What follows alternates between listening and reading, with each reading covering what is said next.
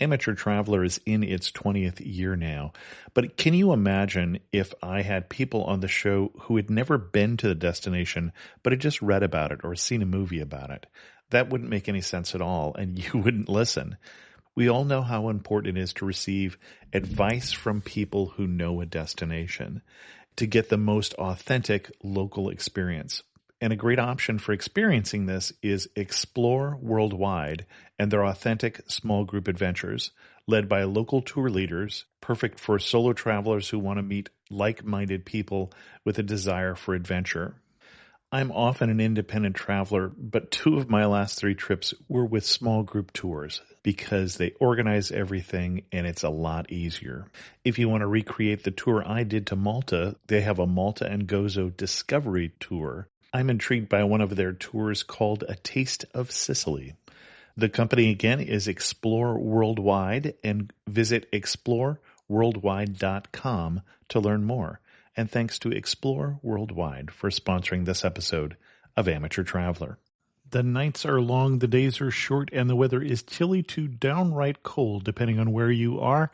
It's a good time to slip into a Quince iconic Mongolian cashmere sweaters, which start at only $50. You can treat yourself to everyday luxury at an affordable price with Quince. If you really want to dive into luxury, you can check out their leather handbags, washable silk shirts, and European linen sheet sets. Whatever you're looking for at Quince, all the prices are 50 to 80% less than similar brands, and they do that by partnering directly with top factories and cutting out the middleman. They only work with factories that use safe, ethical, and responsible manufacturing processes. And of course, they use premium fabrics and finishes for that luxury feel in every piece. But you've already heard me rave about my Quince travel pants. Treat yourself this winter without the luxury price tag. Go to quince.com/traveler for 365-day returns plus free shipping on your order. That's QUINCE.com/traveler to get free shipping and 365-day returns. Quince.com/traveler, and thanks to Quince for sponsoring this episode of Amateur Traveler. Amateur Traveler Podcast, Episode 55. Today we go to the Big Island, Hawaii.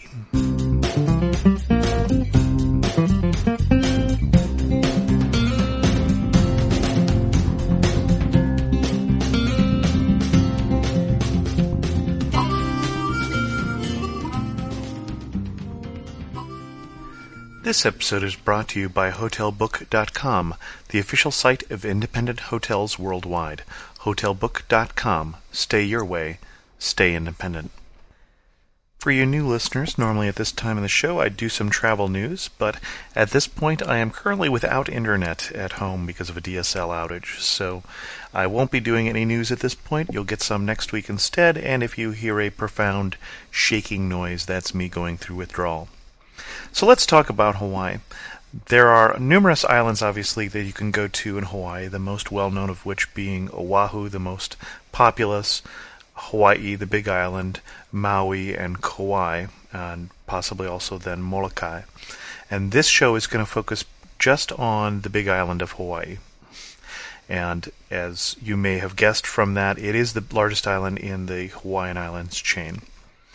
The first thing we should talk about in terms of Hawaii is topography. If you're not familiar with the Big Island has 2 very large volcanoes in the middle, or 2 very large mountains in the middle. They aren't the active volcanoes in Hawaii. We'll talk about that later, but they are Mauna Lea and Mauna Kea. And they are over 14,000 feet tall. And because of that, the weather on the Big Island is determined by which part of the island you're on. So the windward side of the island, the direction from which the prevailing winds come, is the northeast part of the island by the city of Hilo. And the leeward side of the island, that part of the island that is in the rain shadow of those 2 large mountains, would be in the west or the southwest portion of the island. And because of that, the topography, or the vegetation in particular, of those 2 parts of the island is very different. And so as we start this tour of the Big Island, I'm going to start where we usually start, which is in Hilo. We've been to Hawaii a couple times, or been to the Big Island of Hawaii a couple times, and most of the visitors go to the leeward side of the island, the west coast of Hawaii.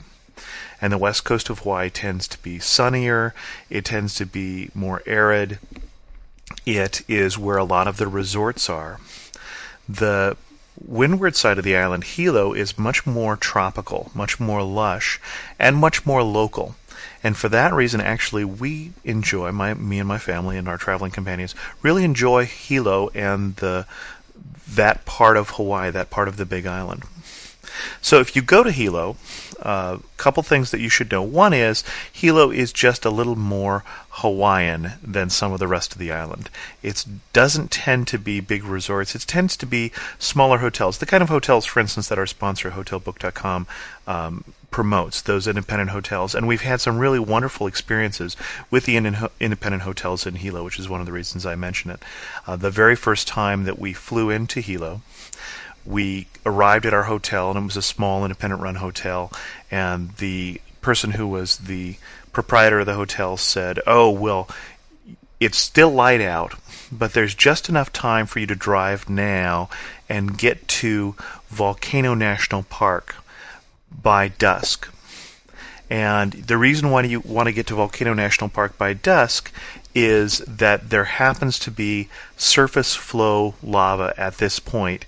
Not a lot of it on that particular trip, but the best chance you'll have of seeing lava coming down the mountain will be to get there at dusk so that you don't have to drive in the dark as much, and then stay till it gets dark, and then you'll be able to see this lava coming down the hillside.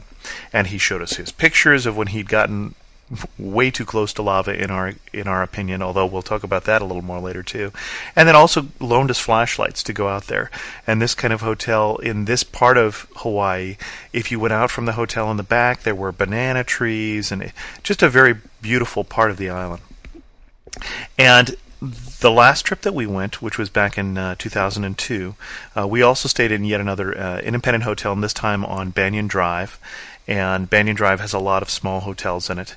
And one of the things that and I believe we stayed in the Hukilau wing of that hotel, which in itself leads to enough fun if you know the Hukilau song.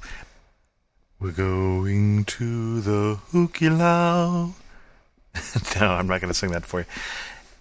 The other experience we had the last time we went that's also related to small hotels is we went to the hotel and we asked for a recommendation for dinner.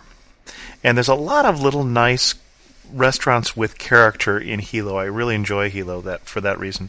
It's not chain restaurants, it's locally run. And he recommended one that really sounded like it was going to be a fiasco. And I say that because the name of the restaurant is Fiascos. And we walked into Fiascos, and somewhat against the better judgment of most of the people in the group, I was the one who wanted to take the recommendation, and I was thinking I had made a mistake. When we walked in, it looked like a real dive. It had more like picnic tables for tables. It had on the menu Italian, Greek, and Mexican food, and so we're thinking, oh, okay, they probably just don't do anything really well. But we enjoyed our meal. We actually enjoyed the food there. It was pretty good, and the desserts are to die for. If you go to Fiasco's, split an entree, leave room for dessert. Start with the baked brie with fruit. That actually was pretty good, which was also surprising to find that on a menu of what kind of looked like a diner, a real old-style diner. But I recommend the bananas Foster for dessert. The apple dumpling was also wonderful, and the fried ice cream, also an excellent choice. So, Fiasco's in Hilo. Couple other things to see in Hilo. If you're in Hilo, one of the places that I would go is a lava tube. And there is a lava tube, I believe it's a state park, that you can easily find directions for. And a lava tube, if you're not aware of the way that Hawaiian volcanoes work, often when the lava flows from whatever is the active vent of the volcano to the ocean, where it stops flowing and immediately and spectacularly, explosively turns into a black sand beach. When lava hits the water, it basically just bursts into tiny pieces that form a black sand beach. And we'll talk about that more later. But it often will flow not over the surface because it would cool too quickly, but it flows through lava tubes. And so, because a lot of the Hawaiian volcano activity is continuous activity, there are many places over Hawaii, these tubes. And in one particular place in Hilo, you can hike down into this empty old lava tube. And there is no longer lava flowing in there, otherwise I would not recommend it. But you can see you bring a flashlight, and at the entrance of this, there's a lot of vegetation that's grown in, but you can hike down into this tube, and it gets narrower and narrower. You can hike as far as you feel comfortable hiking. You'll want to have good hiking shoes. We didn't go in all that far. We hiked in maybe 100, 200 feet into the tube before it starts getting a little claustrophobic. But it's just interesting to see the way this works. And you can't go to Hawaii without learning a little more about volcanoes and learning a little more about lava. So this is probably as good a time as any to talk a little about lava and the two types of lava that are most common. If you go down to your local hardware store or your garden supply store and you get lava rock for your yard to use as a decorative accent, either black or red lava rock, it tends to be very sharp rock, and if you look at it, it has a lot of bubbles on the outside of this that have burst, which is one of the reasons that it's sharp. And that kind of lava, especially in Hawaii, is called a'a, versus the kind of lava that you'd find mostly at the bottom of a lava tube would be pohoihoi. And pohoihoi is lava that has flown out as a sheet, and it's fairly smooth. It doesn't have all the bubbles that a'a would have. And so if you're walking on a sheet of lava that basically looks almost like flowing fudge or something like that. You can clearly tell that it's a liquid that cooled. And that's pohoihoi. And the reason that you can tell the difference between pohoihoi and a'a is that when you walk on a'a with bare feet, that's the sound you make. A'a is sharp, pohoihoi is smooth. Near the Lava Tube State Park is Rainbow Falls, which is also worth a quick stop. It's a short hike from the road to Rainbow Falls, which is a beautiful little waterfall very close to downtown Hilo. And near there also, take a little time, go hike to the top of the falls. It's a very short hike, and you can see banyan trees growing in that area, which are just these amazing trees that go on for almost an acre as they continue to drop down additional shoots that form additional supports and then also root system. And growing up the banyan trees, if you look carefully, you'll see what look like overgrown houseplants. They're philodendron, which you would quite often have as a houseplant, and a lot of those plants are natural tropical plants, and they grow to a much more amazing size when you're in someplace like Hawaii. The other thing I should say as I'm talking about Hawaii is when I'm talking about one of our previous trips, I'm often reading from or using as a reference a travel journal that we have written. And this is something that I've recommended way back in one of the first one or two shows. But I really do recommend travel journaling. And if you've noticed on my website, my personal website, chris2x.com, I do have a travel journal up from the trip that I took to Africa. And I find it very useful, and so I wanted to bring that up again. And I just want to read you a selection from my travel journal. And you haven't heard my wife on the show yet, but this gives you a glimpse into her sense of humor, because this is a section she wrote. Before lunch, we went to the Mauna Loa macadamia nut factory, although they weren't making any nuts just then. On the way, a weasel crossed the road in front of our car, which was a first for us. Seeing a macadamia nut truck on the road led to all kinds of jokes about weasel roadkill and the macadamia nut truck, a group of words we'd never thought we'd hear in one sentence. This, of course, evolved into Snorkel Bob and the Weasel Roadkill, which, of course, would be an excellent name for a rock band. So now you just get a little glimpse into what it's like to travel with the Christensens. Snorkel Bob's, by the way, is a popular rental of snorkel equipment on the island. And so Snorkel Bob's, or one of the places like it, is what we usually do for getting snorkel equipment. Rather than bringing equipment with us, we just rent it when we're there for a relatively small amount of money for fins, mask, snorkel, and potentially a bodyboard also. Also near Hilo, if you go to the east of Hilo, is the Lava Tree State Park. And in the Lava Tree State Park, you can see where there is the leftover shape from these trees that were covered with lava, and then the tree was burned away. And then as the lava wore down, it left these odd and interesting shapes that were where the trees were. And it's a very nice little hike, again, in Lava Trees State Park.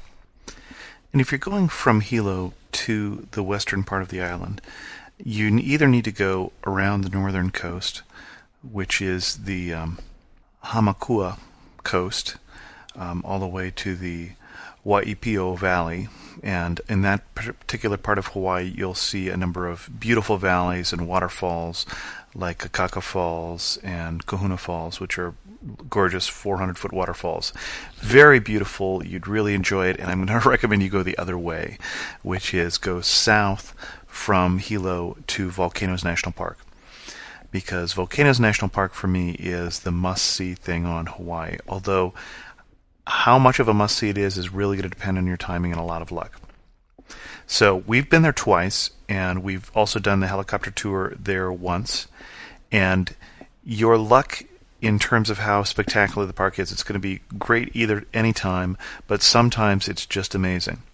So the first time we went was the time we did the helicopter tour, and there was an eruption at the Kilauea crater, and the Kilauea crater is a shield volcano. So the largest volcanoes on the island of Hawaii, there are 5 volcanoes, the largest being Mauna Loa and Mauna Kea, which are just a little short of 14,000 feet, I mentioned earlier. And Mauna Loa is the tallest mountain in the world if you measure it from the base to the tip. Not Everest. It's just that half of it's underwater. Your trivia for today. But Mauna Loa and Mauna Kea are not particularly active volcanoes, so the most active volcano in Hawaii that's not still underwater. There is another volcano that's starting to create the next Hawaiian island. Hawaii is the newest of the Hawaiian islands that is above the surface of the water. So Kauai, on the other side of the chain, is the oldest of the volcanoes, and Hawaii is the newest of the islands, rather. And the most active part of the island is the Kilauea crater. And the Kilauea crater, and specifically the Pu'uo'o vent, is the most active part in terms of there are time periods that it is in constant eruption for months at a time, and then it'll quiet down. But when you're there, sometimes you'll be there when there is eruption with surface flow, and other times you'll be there when there's eruption with the lava flowing through the lava tubes that we mentioned that you've already climbed through by this point in Hilo. So the first time we were there and we did the helicopter tour, most of the flow that was happening was in the tubes, and it wasn't surface flow. And so we were flying with the helicopter over the crater, and you could see a little bit of the lava, the hot lava, and you could see some in what you'd call a skylight, which would be a hole in the top of the lava tube at various places. And then you could see it as you flew down to the coast. You could see the lava flowing out of the tubes and into the ocean and just spectacularly exploding as the temperature change happened there, because the lava is about 2,000 degrees hot, at least some lava that we saw later on. And as it hit the water, it would just explode and basically form a black sand beach right there while you watched.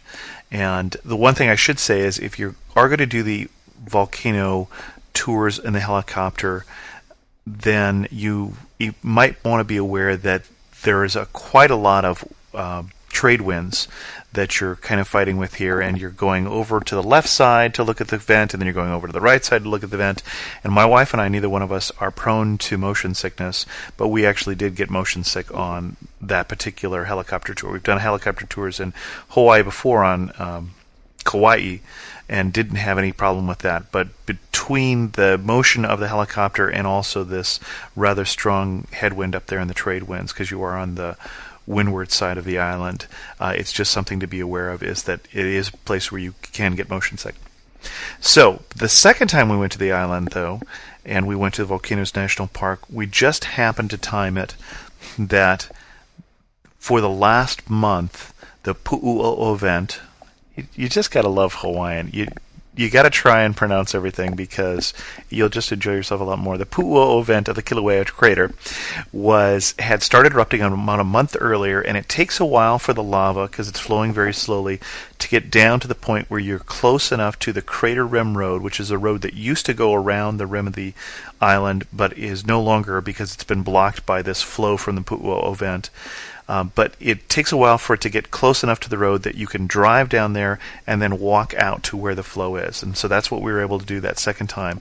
We walked out for about 20 minutes in dusk to dark, out along the older lava flow, and they have it marked in terms of where you should go.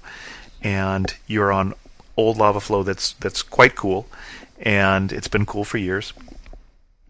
And you walk out along this trail they have marked on this flow, and it was bright moonlight the night that we were there, and walked out to the lava. Basically, we walked all the way out, so it's about a mile probably out, maybe even more than that. We hiked for about an hour out to where the lava was, and we were standing there. 2 rangers are there and other tourists in front of lava, and it was flowing at us.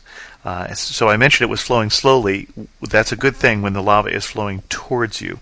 And we could watch, and again, it's at dusk or dark, you could see up the hill the river of lava, maybe about 10 feet wide, and at times waterfalls of lava basically up this mountain.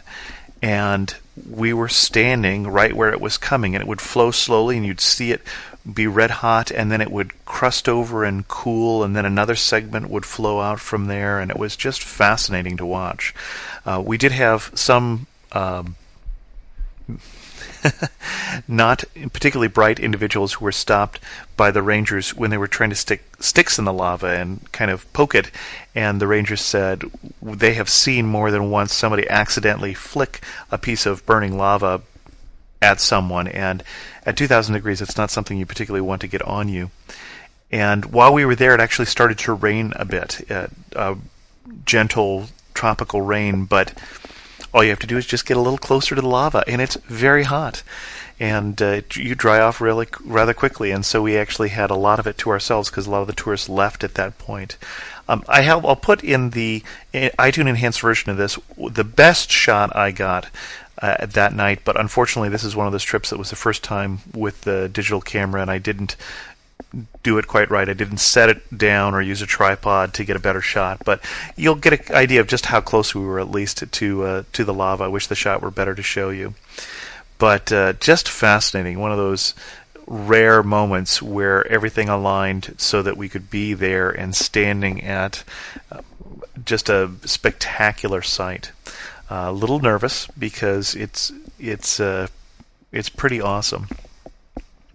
So the next morning we got up and we did the more normal tour of Volcanoes National Park, and you can go and see some of the various calderas in the park, including the Halemaumau crater, which is the largest of the craters in the park. And you can go hike down into this crater that at one time was completely filled with a lake of burning lava.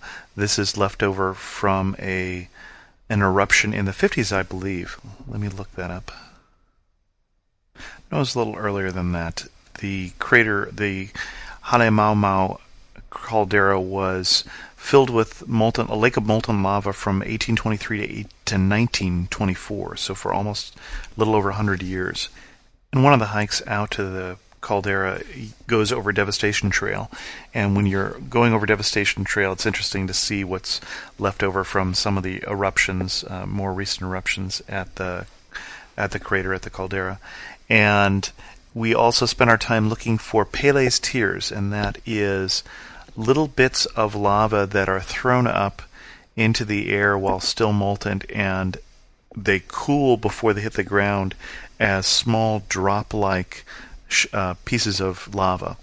And I'll put a picture in again in the iTunes enhanced version. I'll try to get a photo gallery up on the site when I get the website back. And there's also a lava tube there that you can go into in the park, the Thurston lava tube, although I prefer the one that I recommended at Hilo. A little more interesting to go into, a little older and more vegetated now? A lot more vegetation. How's that? As you drive south from Volcanoes National Park, there's a black sand beach that you can get to there that's lovely, and I also recommend stop at the Punalu'u Bakery. We stopped to try and get malasadas, which is a filled pastry, although they were out, I think, the last time we were there. Just happened to get there a little too late in the day, but there's all sorts of other good things to eat there. And then, of course, one of our favorite spots as you come around the southern part of the island, just in terms of the name, is gotta be Billy Bob's Park and Pork. We can hardly see a pork sandwich without thinking about Billy Bob's Park and Pork there in Hawaii Island. We didn't stop there, but we've heard it was good. So if you're into parking and porking, that's certainly someplace you might want to try. There are 4 national parks on the Big Island, and the second national park that I'd like to mention is the most difficult one to pronounce, and I'm going to give it a try. The Pu'uhonua o Honaunau National Historic Park. And basically, this is a park that is a royal residence or royal compound from back in the days of Kamehameha, or the earlier Hawaiian monarchs. Hawaii is the island from which Kamehameha set out in conquest of the rest of the Hawaiian Islands. And there are 2 parks that are significant to that, 3 parks, that are significant to that are historic parks. And this one is particularly a royal park. And it's certainly an obscure national park, but one of the reasons we stopped there is we had picked up our national park passports. I'm not sure if you're aware of national park passports. I've mentioned them, but not in quite some time.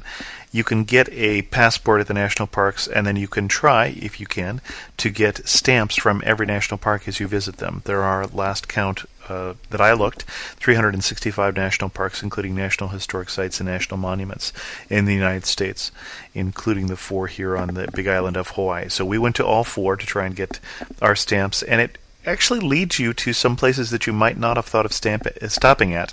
And this was an interesting stop to just see a little bit of the Hawaiian history and the Hawaiian culture. By this point, you've finished driving around the southern tip of the island, and you're now on the Kona Coast. And the Kona Coast is more of the resort area of the island, as I mentioned earlier. The west coast of the island in general is resorts. And if you drive through certain portions of the west coast, specifically if you'd gone around the northern route instead of coming around the southern route like I'm taking you this time, there are portions when you're driving across long, vast, empty fields of lava that are actually older flow. They've been there for a long time, but because there's not the water there is on the windward side of the island, things don't grow as nearly as readily, and so it takes quite a long time before any vegetation sprouts up on that part of the island, at least in places. And so it can feel like you're in the middle of the moon in some places on the leeward side of the island. But the Kona Coast is your very resorted area. You'll find larger resorts. You'll find your Hard Rock Cafe.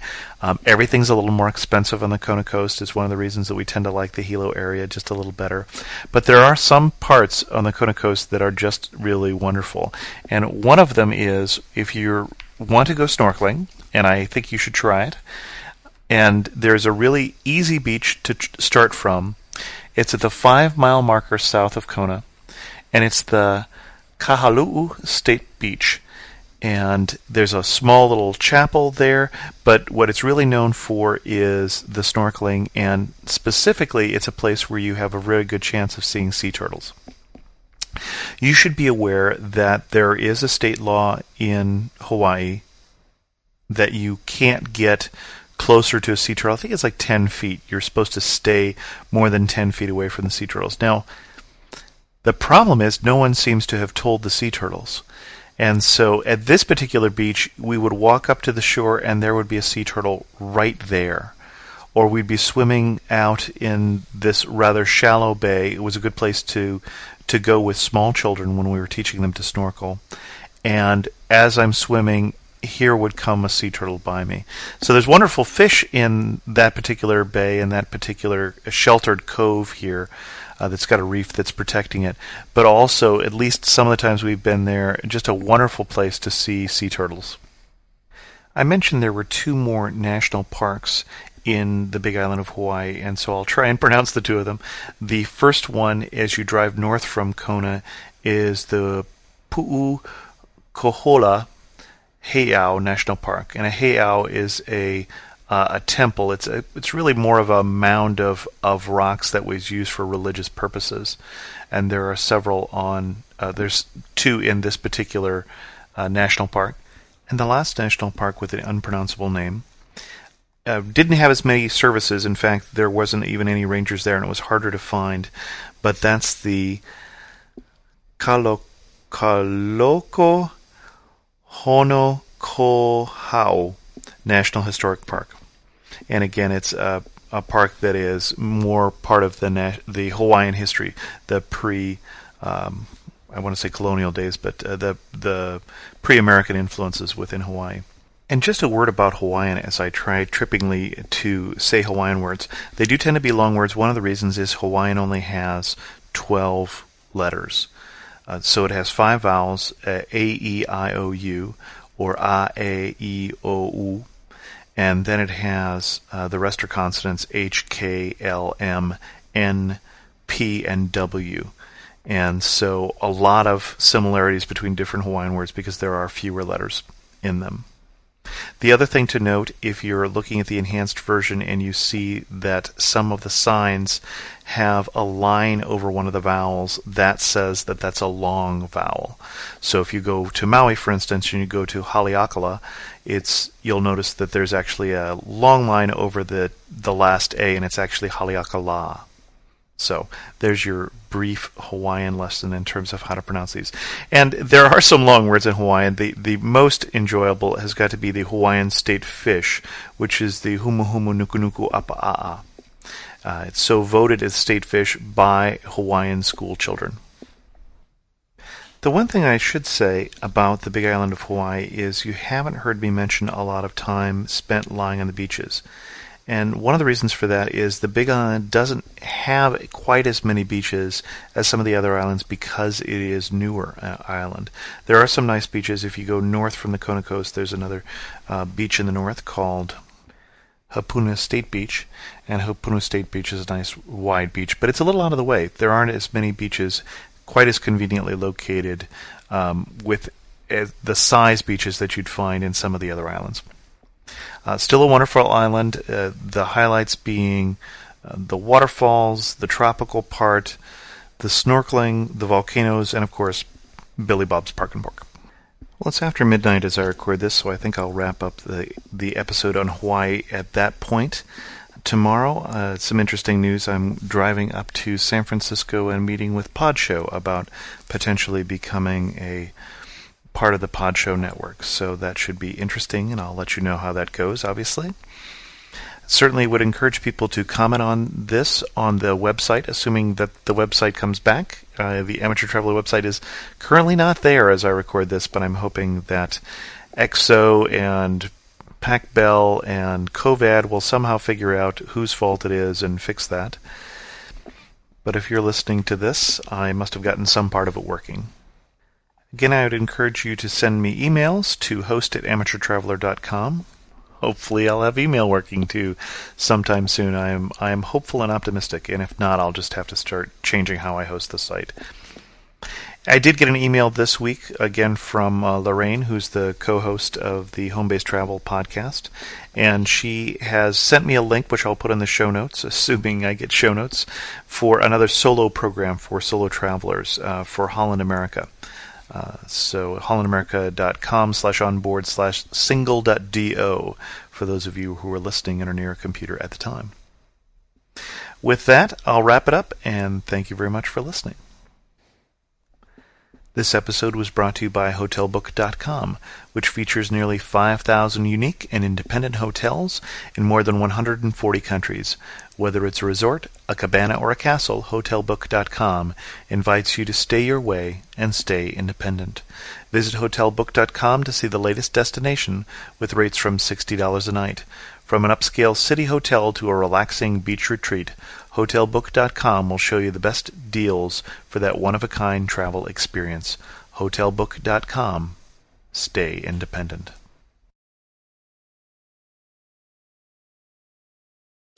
The best and the brightest served up daily by the sharpest minds in content delivery, Podshow and Limelight.